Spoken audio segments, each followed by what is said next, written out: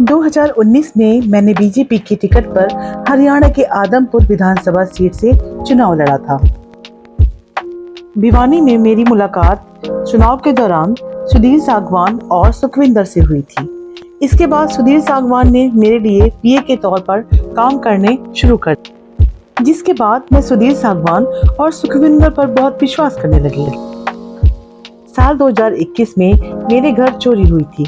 ये चोरी सुधीर सांगवान ने ही अपने दोस्त के साथ मिलकर की। किसी को शक न हो इसके लिए उसने मेरे घर से कुछ नौकरों को हटा दिया था।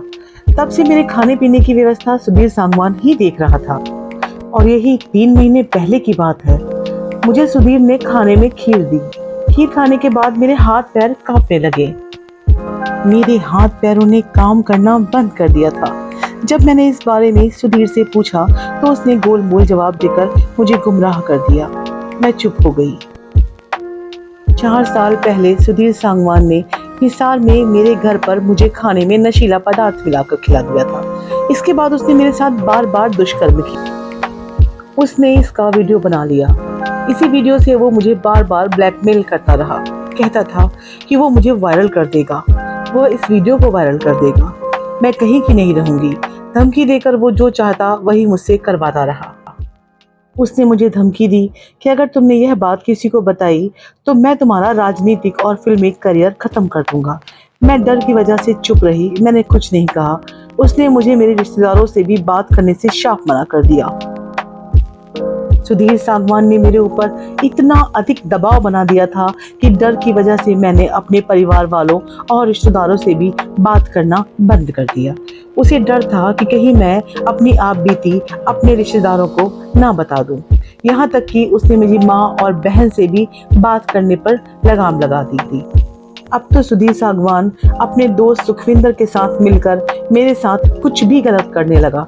वो जहाँ जाता वहाँ मुझे लेकर जबरदस्ती लेकर जाता और जो चाहता वो करवाता। मैं एक कठपुतली की तरह उसके साथ नाचती रहती क्योंकि मुझे समाज में अपनी इज्जत का बहुत ज़्यादा डर था। 22 अगस्त 2022 को मैंने अपने छोटे जीजा अमन पुनिया को फ़ोन किया। मैंने उन्हें बताया कि मुझे सुधीर ने खाने में कुछ मिलाकर दे दिया है, जिससे मेरे शरीर में बेचैनी और घबराहट बढ़ रही है। उसी दिन मैंने माँ से भी बात की। यही बात मैंने उन्हें भी बताई तो मेरी माँ बहुत ज़्यादा घबरा गई थी और मुझे बार बार अपने पास बुला रही थी। 23 अगस्त 2022 को सुधीर सांगवान का मेरे बड़े भाई के पास फोन आया। उसने बताया कि तुम्हारी बहन सोनाली फोगाट की फिल्म की शूटिंग के दौरान मौत हो गई। सुधीर सांगवान ने हमेशा मेरे परिवार से झूठ बोला। असल में तो वह मेरी पूरी संपत्ति को हड़पना चाहता था और मुझे एक कठपुतली की तरह नचाते रहना चाहता था। मैंने ये सारी बातें अपने होशो हवास में लिखी हैं। मुझे अपनी जान का खतरा है और मैं जानती हूँ एक न दिन ऐसा जरूर कुछ न कुछ हो जाएगा।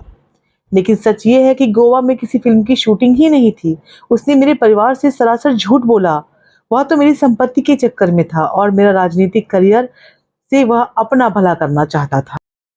और इस हत्या में सुधीर सांगवान के अलावा उसके दूसरे और भी मित्र शामिल हैं।